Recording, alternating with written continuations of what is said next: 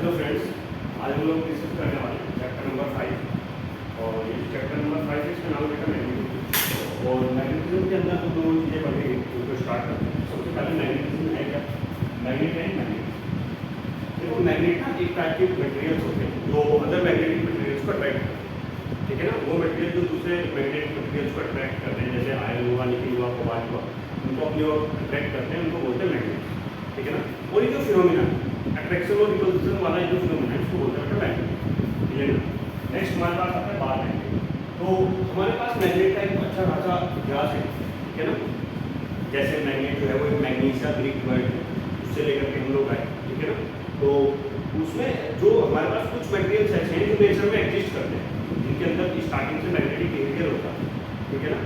उनको बोलते हैं natural magnet. But natural magnet इतने वीक होते हैं कि उनको हम प्रैक्टिकल पर्पज के लिए यूज नहीं करते, तो हम लोग कुछ आर्टिफिशियल मैग्नेट डिजाइन करते हैं। जैसे हमने कंपास मैग्नेटिक नीडल यूज किया। ठीक है ना। हम बार मैग्नेट बनाते हैं, हम बोर्सो मैग्नेट बनाते हैं। तो उसी का एक पार्ट है बार मैग्नेट। बार मैग्नेट क्या है? बार मैग्नेट एक मैग्नेट जिसके अंदर, जिसको हम लोग एक सिंपल सिलेंड्रिकल और सर्कुलर एंड भी होते हैं जिसके, और रेक्टेंगुलर एंड्स भी होते हैं। ठीक है ना। और इसमें क्या होता है कि जो मैग्नेटिक फील्ड है, ये उसका जो मैग्नेटिक स्ट्रेंथ है वो एज कम्पेयर टू हमारे जो नेचुरल मैग्नेट्स हैं उनके कंपेरिजन में थोड़ा सा हाई रहता है इसका जो पोल। ठीक है ना। अब यहाँ पे कुछ डेफिनेशन हम लोग करने वाले हैं। जैसे फर्स्ट हमारे डेफिनेशन है मैग्नेटिक पोल। तो मैग्नेटिक पोल उसके नॉर्थ के साउथ पोल में जो स्ट्रेंथ है उसको बोलते हैं मैग्नेटिक पोल, और पोल स्ट्रेंथ इसको डिनोट करते हैं क्यूएस। ठीक है। और मैग्नेट के अंदर आपके पास जो है वो दोनों पोल एक दूसरे से जिस डिस्टेंस पे रखते हैं उसको कंसीडर करने को करते हैं। और इसके पास आपके पास होता है मैग्नेटिक एक्सिस। मैग्नेटिक एक्सिस का होती है इस टाइप से जो एक्सिस आएगी वो होगा मैग्नेटिक एक्सिस। ये होगा मैग्नेटिक इक्वेटर। इक्वेटर क्या होता है? जो इस एक्सिस को मैग्नेटिक इक्वेटर से जाए और साथ में इसके एक्सिस की क्या होता है? परपेंडिकुलर हो, ये होता है मैग्नेटिक इक्वेटर। ये कुछ डेफिनेशन बात है। ठीक है। इसके बाद हमारे पास है मैग्नेटिक डायपोल। मैग्नेटिक डायपोल का मतलब जैसे इलेक्ट्रिक डायपोल होता है, कोई एक चार्ज और दोनों चार्ज के बीच का डिस्टेंस का जो प्रोडक्ट होता है, सेम वही कोई एक मैग्नेटिक डायपोल इसमें डिस्टेंस 2 है और एक डिस्टेंस बिटवीन देम 2 है, तो ये क्या हो जाएगा मैग्नेटिक डायपोल। मैग्नेटिक डायपोल की डायरेक्शन होती है बेटा फ्रॉम एस्ट टू एंड, याद रखेंगे from south pole to north pole. ठीक है ना। नेक्स्ट हमारे पास है बेटा magnetic field lines. Magnetic field lines क्या है? वो इमेजिनरी लाइंस जो या मैं कहूँ वो इमेजिनरी कर्व पाथ, ठीक है, जो किसी भी रीजन के अंदर मैग्नेटिक फील्ड को शो करते हैं, उनको बोलते हैं मैग्नेटिक फील्ड। ठीक है ना। चलिए वो इनको ड्रॉ करने का सबसे अच्छा मेथड है कि अगर आपके पास एक मैग्नेट है ना, तो आप एक मैग्नेटिक नीडल ले लो। आपको पता है मैग्नेटिक नीडल में ऐसा होता है, और एक इस तरीके से नीडल। जब आप इसको पास लेकर के जाओगे तो जैसे जैसे इसके पास लेके जाओगे या इससे दूर लेकर के जाओगे या इस तरीके से घुमाओगे, ये जो नीडल की जो डायरेक्शन है वो इस टाइप से जाएगी, इस टाइप से जाना शुरू करती है। ठीक है। इन सब पॉइंट्स को आप मिला देंगे, इसमें से ये क्या बन जाएगी? Magnetic field line. ठीक है ना। ये वो मैग्नेटिक फील्ड लाइन। ठीक है। मैग्नेटिक फील्ड लाइन की कुछ प्रॉपर्टी है जो मैं आपको बता दे रहा हूँ। ठीक है। सबसे first magnetic field line close loop बनाती है। ये मैग्नेट के बाहर from N to S and magnet के अंदर एस टू एन मूव करती है। ठीक है। फर्स्ट क्लोज लूप बनाती है एन टू एस और मैग्नेट के अंदर S to N. Second, magnetic field lines close loop जरूर बनाती, बट वो एक दूसरे को क्रॉस नहीं करती। उसका रीजन ये है कि at the point of intersection जो डायरेक्शन ऑफ मैग्नेटिक फील्ड है वो डबल हो जाएगा, जो कि पॉसिबल नहीं है। तो magnetic field lines close loop जरूर बनाती है, बट वो एक दूसरे को इंटरसेक्ट नहीं करती, एक दूसरे को क्रॉस नहीं करती। ठीक है। ये वो थर्ड, मैग्नेटिक पोल जो स्ट्रेंथ है या मैग्नेटिक फील्ड की जो स्ट्रेंथ है वो जहाँ पे फील्ड लाइंस एक दूसरे के पास पास होती है वहाँ पे जाता रहती है, और जहाँ पे फील्ड लाइंस एक दूसरे से दूर रहती है वहाँ पे कम रहती है। तो जिसमें किसी भी मैग्नेट के नॉर्थ और साउथ पोल के पास सबसे ज़्यादा मैग्नेटिक फील्ड रहता है और उसके बीच में कम मैग्नेटिक फील्ड रहता है। ठीक है ना। तो ये कुछ प्रॉपर्टीज है मैग्नेटिक फील्ड लाइन की, इनसे एग्जाम में क्वेश्चन भी आते हैं, आप याद रखेंगे। ठीक है। मैग्नेटिक फील्ड लाइन की प्रॉपर्टी के क्वेश्चन आते हैं।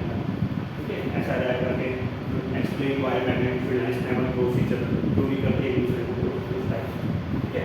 और नेक्स्ट हमारे पास है magnetic field due to a bar magnet. हम कैलकुलेट कर रहे हैं magnetic field due to a bar magnet, जिसका सिर्फ क्वालिटेटिव एनालिसिस हमारे पास है, उसका क्वांटिटेटिव नहीं है, जिसमें बेस्ड न्यूमेरिकल्स के आंसर बहुत कम रहते हैं। ठीक है। तो हमारे पास एक बार मैग्नेट है, ठीक है। सबसे पहले निकालना बेटा है एक्सियल पोजीशन, उसका ये नॉर्थ पोल है, ये साउथ पोल है, दोनों के बीच का डिस्टेंस 12 है। इसके मिड पॉइंट O से R डिस्टेंस में एक पॉइंट है P, जहाँ पे आपने एक नॉर्थ पोल रखा, एक बहुत स्मॉल नॉर्थ पोल। हालांकि मैं बताता हूँ मैग्नेटिक मोनोपोल एग्जिस्ट नहीं करता, ठीक है ना, बट फिर भी हम मान लेते हैं कि अगर आपने यहाँ पे नॉर्थ पोल रखा, ठीक है ना, क्लियर हुआ। तो अगर यहाँ से सेंटर से डिस्टेंस R है बेटा, तो S से डिस्टेंस हो जाएगी R प्लस है और N से डिस्टेंस हो जाएगी R माइनस है। अब नॉर्थ पोल को रिपल करेगा तो फोर्स इधर अप्लाई करेगा इस डायरेक्शन में, और साउथ पोल नॉर्थ पोल पर अट्रैक्ट करेगा तो इस डायरेक्शन में, समझ आया। तो रिजल्टेंट जो मैग्नेटिक फील्ड आएगा एट दिस पॉइंट, उसका जो फॉर्मूला है वो आएगा mu naught upon 4 pi 2mr upon r square minus n square power square whole square, ठीक है। ये है एक्सियल पॉइंट पे, जहाँ पे म्यू नॉट अपॉन 4 पाई की प्रोपोर्शनलिटी कांस्टेंट है, 2 कांस्टेंट है, n क्या है इसका मैग्नेटिक डायपोल, ठीक है, मैग्नेटिक डायपोल, ठीक है बेटा। r क्या है, r है distance of point B from the centre of the bar magnet के सेंटर से डिस्टेंस, और r वही सेम, और l क्या है बेटा half length of the bar magnet. अगर आपका l जो है वो इस r के कंपैरिजन में बहुत स्मॉल हो जाए तो b एक्सियल की वैल्यू आएगी म्यू नॉट अपॉन 4 पाई 2m r फॉर्मूला याद है, ठीक है। ऐसे ही जैसे ही हम लोग सेम इलेक्ट्रिक फील्ड में करते थे ऐसे ही मैग्नेटिक फील्ड में हम लोग करते हैं, ठीक है। नेट एट इक्वेटोरियल पोजीशन के लिए भी सेम एक बार मैग्नेट आपके पास है, टोटल डिस्टेंस जो है इसके मिड पॉइंट से r डिस्टेंस के ऊपर एक पॉइंट है, पॉइंट इस पॉइंट पे एक नॉर्थ पोल रखा है, तो नॉर्थ पोल रिपल करेगा तो फोर्स सप्लाई होगा इस डायरेक्शन, नॉर्थ साउथ अट्रैक्ट करेगा तो साउथ वाले की वजह से फोर्स सप्लाई होगा इस डायरेक्शन। ये r है, ये है, देन ये वाली डिस्टेंस जो होगी ये हो जाएगी x equals to r square plus n square power 1/2 Pythagoras theorem आपको लिखना है। इक्वेटोरियल पोजीशन के लिए जो मैग्नेटिक फील्ड आता है वो आता है B equatorial equals to mu naught upon 4 pi m upon r square plus n square raise थोड़ा 3/2, और इसमें भी सेम वही कंडीशन अप्लाई करते हैं। If l less than r then mu naught upon 4 pi r। अब यहाँ पे मैं एक टॉपिक आपको बता देता हूँ, देखो इस कंडीशन में तो मैग्नेटिक डायपोल मूवमेंट की जो डायरेक्शन थी वो थी S2l, और मैग्नेटिक फील्ड भी हमारे इसी डायरेक्शन में आया है S2l, तो दोनों की डायरेक्शन थी। बट इस वाले केस में मैग्नेटिक डायपोल मूवमेंट की डायरेक्शन है बेटा S2l इस तरफ और रिजल्टेंट आया इस तरफ, तो दोनों की डायरेक्शन में अपोजिट आएगा, तो यहाँ पे माइनस साइन हम लोग यूज करेंगे। ये है मैग्नेटिक पोजीशन मैग्नेटिक फील्ड के बाद। अब बात करते हैं टोर और magnetic dipole in uniform magnetic field, जिसमें अगर आप किसी मैग्नेटिक डायपोल या किसी बार मैग्नेट को यूनिफॉर्म मैग्नेटिक फील्ड में रखते हैं तो उस पर कितना टॉर्क लगता है, ठीक है ना। अब आपने क्या किया, यूनिफॉर्म मैग्नेटिक फील्ड लिया भी जिसमें आपने थ्री एंगल बनाते हुए एक बार मैग्नेट को रखा जिसमें कोई स्ट्रेट है क्यू है और दोनों साथ। अगर इसको मैग्नेटिक फील्ड में रखा है तो जाहिर सी बात है कि इस पर फोर्स इस डायरेक्शन में अप्लाई होगा, इस डायरेक्शन में अप्लाई होगा, यानी कि same amount of force apply होगा but with different line of action. इनका लाइन ऑफ एक्शन कैसा होगा, डिफरेंट, ठीक है।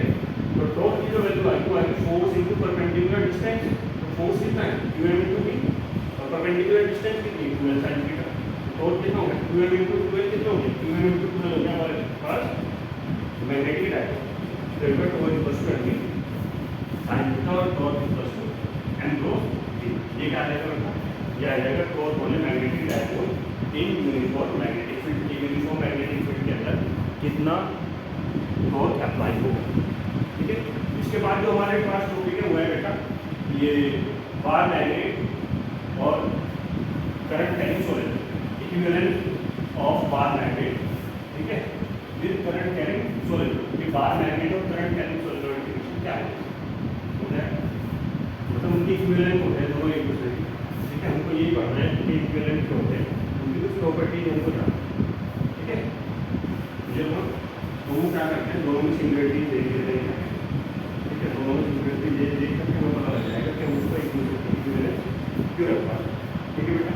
तो इसके लिए हम लोग क्या करते हैं, हम लोग कंसिडर कर लेते हैं तो ये एक बार मैग्नेट जिसको हम लोग दिखाएंगे कि वो करंट कैरिंग सोलेनोइड की इक्विवेलेंट, तो मैं लिख देता हूँ bar magnet, bar magnet is equivalent as a current carrying solenoid। तो इसके कुछ प्रॉपर्टीज है बेटा कि हम लोग ऐसा क्यों करते हैं, करंट कैरिंग को बार मैग्नेट के इक्वल करते हैं हम लोग, ठीक है ना। मैं वही प्रॉपर्टीज आपको बताने वाला हूँ। स्टार्ट करें।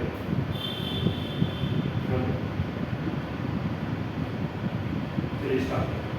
अब आपको पता है बार मैग्नेट की वजह से क्या होता है, जैसे आपने देखा बार मैग्नेट में दो होते हैं, नॉर्थ और साउथ। ऐसे ही जब किसी बार मैग्नेट से रखते हैं तो बार मैग्नेट से मैग्नेटिक फील्ड प्रोड्यूस होता है। और लास्ट चैप्टर में हम लोग डिस्कस कर सकते हैं कि करंट कैरिंग कंडक्टर से भी मैग्नेटिक फील्ड प्रोड्यूस होता है। क्लियर हुआ? क्लियर ना? जैसे इसमें करंट ऐसे फ्लो होगा, इसमें करंट इस टाइप से फ्लो होगा आई। तो जैसे यहाँ पे मैग्नेटिक इस तरीके से नॉर्थ पोल से साउथ पोल के लिए क्या होगा, नॉर्थ पोल से साउथ पोल के लिए मैग्नेटिक फील्ड लाइन होगी। सेम ऐसे ही इसमें भी from north pole to south pole magnetic field line, ठीक है ना। नॉर्थ से निकलती, नॉर्थ से क्या होता है निकलती और साउथ में जाके क्या कर जाती है, एंटर कर जाती है साउथ में, यही तो है। और मैग्नेट के अंदर, मैग्नेट के अंदर साउथ से नॉर्थ के लिए काम, ठीक है ना। ये है मैग्नेटिक फील्ड लाइन पार मैग्नेटिक। सेम ऐसे आपको पता है कि यहाँ पे करंट हो आउटवर्ड डायरेक्शन में, तो अगर यहाँ का आउटवर्ड डायरेक्शन में करंट होगा तो मैग्नेटिक फील्ड आपको पता है कैसे, इस तरीके से आएगा। सोलेनॉइड के अंदर मैग्नेटिक फील्ड आपने देखा था ना, ऐसे आता है, ऐसे आता है बेटा सोलेनॉइड के अंदर जो मैग्नेटिक फील्ड है, ठीक है, इस टाइप से जाता है सोलेनॉइड के अंदर वाला मैग्नेटिक फील्ड, ठीक है। तो इसमें भी ऐसे ही ये नॉर्थ पोल इधर बनता है, साउथ पोल इधर बनता है, नॉर्थ पोल इधर बनता है, साउथ पोल इधर बनता है। नॉर्थ से बाहर निकलती और साउथ में जाकर के क्या हो जाती है, एंटर कर जाती है, समझ आया इस टाइप। दूसरा आपको पता है कि मैग्नेट के अंदर साउथ से नॉर्थ होता है, तो सोलेनॉइड के अंदर भी साउथ से नॉर्थ होता है, तो सोलेनॉइड के बाद नॉर्थ से साउथ के लिए रोटेट करते हैं, ठीक है। सेकेंड आपको पता है कि मैग्नेटिक बार मैग्नेट के लिए जो पोल स्ट्रेंथ है वो पोल के पास एंड्स के पास ज़्यादा होती है, ठीक है। सेम ऐसे यहाँ पे है कि इसकी जो मैग्नेटिक फील्ड है वो कहाँ पे ज़्यादा होती है, इस वाले पार्ट में या इस वाले पार्ट में, पोल्स के पास में क्या रहते हैं, ज़्यादा रहते हैं, इधर हुआ, ठीक है।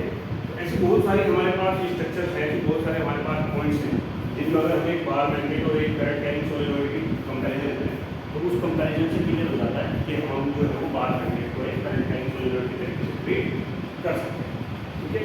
तो आगे के लिए इसमें नेक्स्ट हम करते हैं इसमें क्लासिफिकेशन ऑफ मैग्नेटिक मटेरियल।